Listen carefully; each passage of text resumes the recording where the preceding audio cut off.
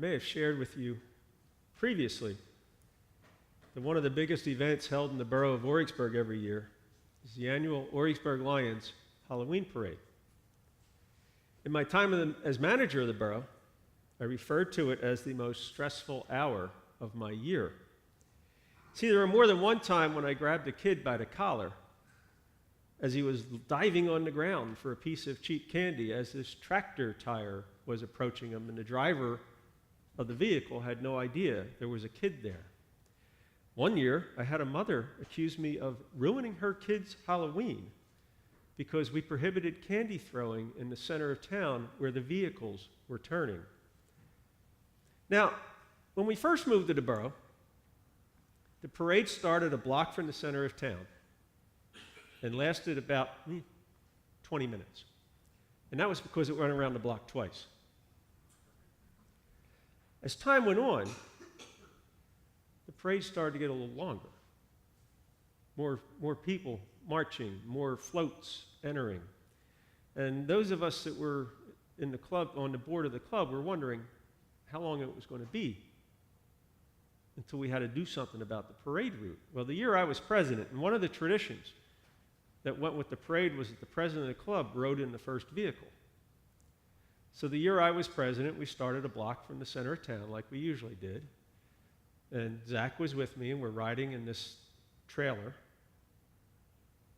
And we get around to start the second lap, and the end of the parade still hasn't started yet.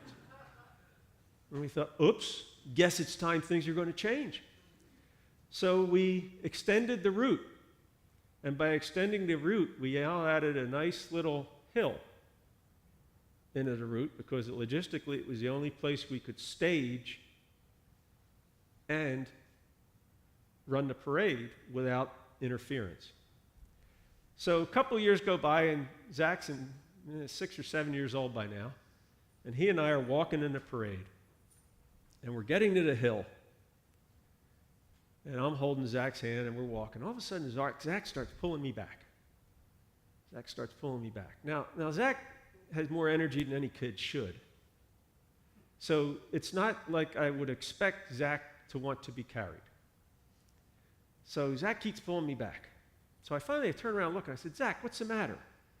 And all Zach does is point straight ahead. And I look straight ahead, and there are 3 teenagers, maybe young adults, dressed as clowns. Now, Zach's childhood phobia was clowns. He was deathly afraid of clowns. Kind of ironic that he could probably make his living now as a juggler, but at that time, he was deathly afraid of clowns. So I'm like, Zach, it's going to be okay. And I'm trying to, and every time I say it's going to be okay, he just pulls back on me a little more. Well, what I didn't realize is that one of Zach's buddies and his dad was right behind us, and the dad saw what was going on. Now, Chuck, the dad, and Jeremy, Zach's buddy, were dressed as 30s era gangsters, complete with the hats and the toy machine guns. Chuck sees what's going on. Chuck walks in front of us, turns around and looks at Zach and says, "Don't worry, Zach, we'll protect you," and stood in front of us. Zach was fine the rest of the way. Eventually, the clowns were out of sight. And even later on in that, Chuck and Jeremy were out of sight.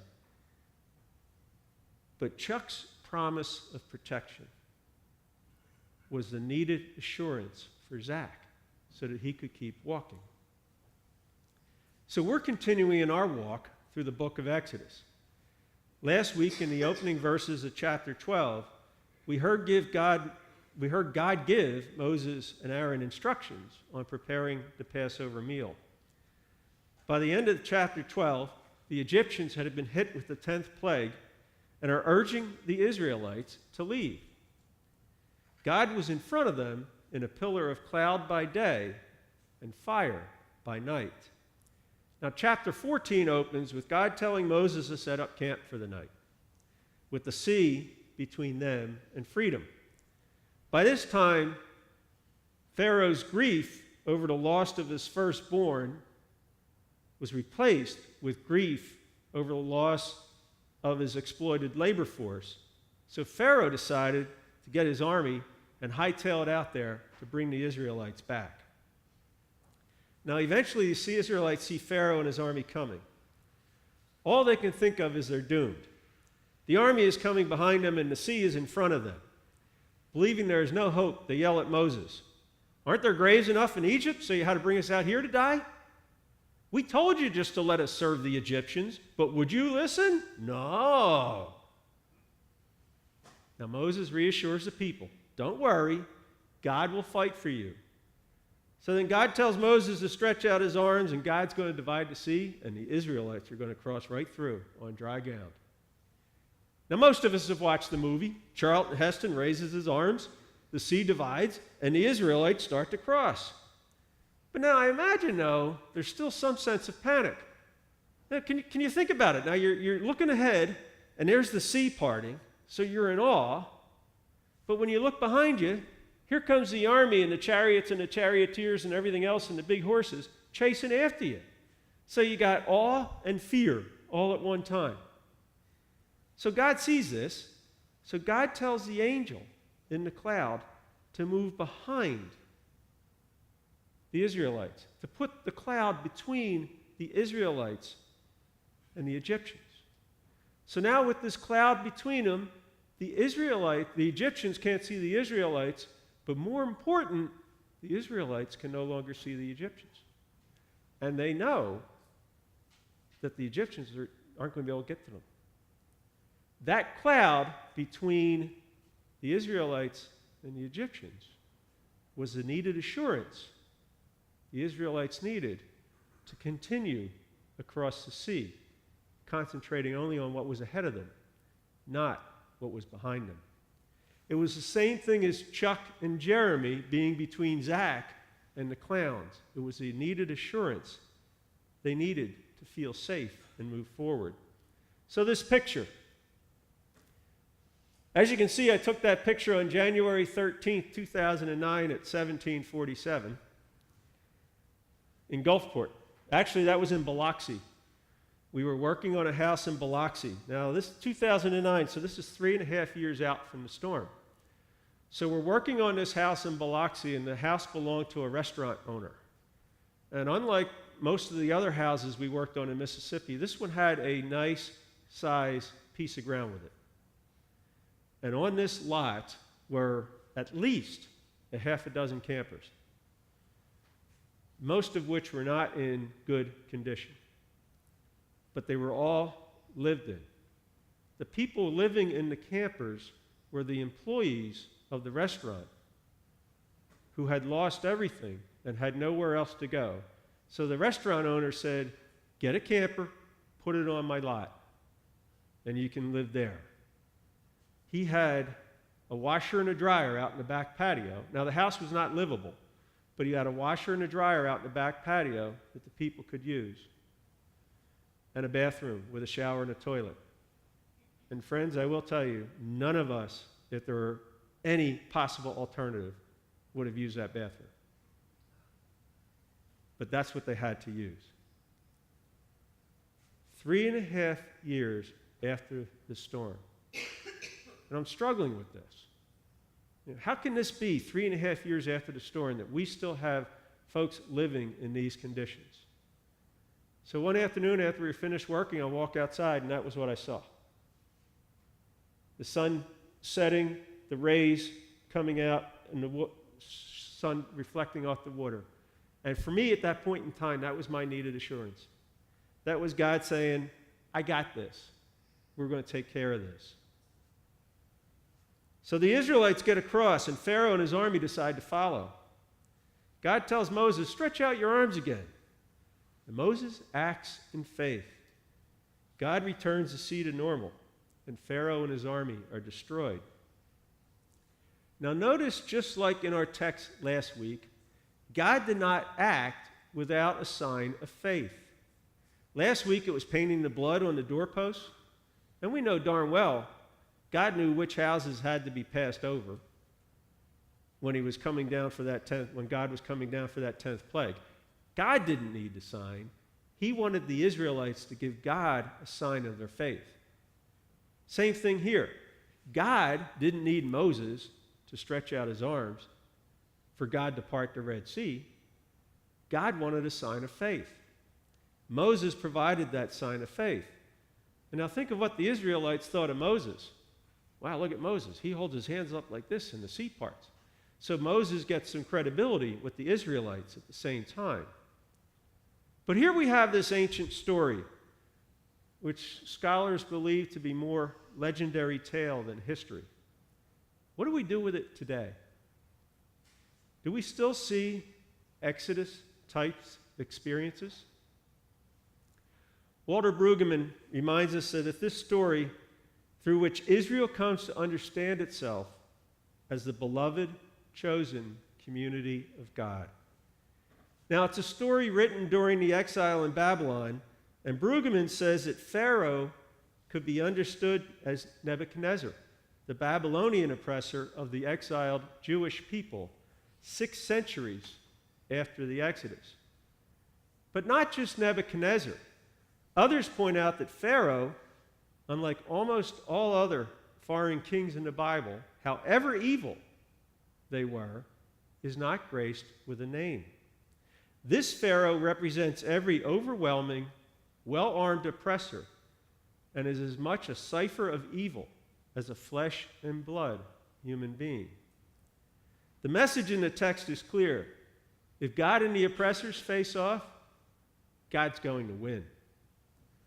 So Pharaoh can be the people who kidnap women and children and make them sex slaves, like we just recently read about for the folks that were arrested in East Stroudsburg.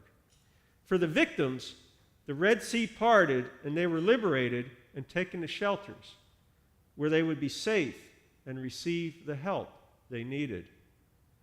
I think I mentioned before what an eye-opening experience it is to hear a presentation from someone from the Truth House or Valley Against Sex Trafficking. But does Pharaoh have to be a person? The writers of the text offer us a hint. What we don't see when we read the text in English, but when you look at the original Hebrew, the term dry land appears 3 times in chapter 14. In 2 cases, the Hebrew word is yabashah, which translates to dry land. But in verse 21, when Moses stretches out his hand and the Red Sea is parted, the word for dry land there is charabah. The root of charabah means to dry up or be in ruins. The word refers to the waste and desolation after warfare and destruction. So when the Israelites cross the Red Sea, they're a new creation emerging from the ruins. In 1954, Martin Luther King Jr. preached a sermon titled "The Death of Evil Upon the Seashore." King spoke about greed and war and the high places where people are willing to sacrifice truth on the altars of their self-interest. Then King talks about racial desegregation as God's work of ending and reordering in that time. King said he saw the Red Sea open in the Supreme Court decision of Brown versus the Board of Education. So Dr. King tells us that Pharaoh can be culture and unjust laws designed to oppress and to marginalize. And when I read this, I wondered if we've seen any other Red Seas open with court decisions since Brown versus Board of Education. A death this week reminded me of 2 such decisions. This is Edie Windsor. Edie Windsor died on Tuesday. In 2007, Edie Windsor and her partner, Thea Spire, went to Canada to be married. The next year, the state of New York, where they resided, recognized their marriage due to a court decision. In 2009, Thea Spire passed away, leaving her entire estate to Edie Windsor. Now, the tax people in the sanctuary know that the transfer of an estate to a surviving spouse is exempt from federal estate taxes. Edie filed an estate tax return claiming the exemption. The IRS denied the exemption because the Defense of Marriage Act at the time defined spouse as only applying to a marriage between a man and a woman.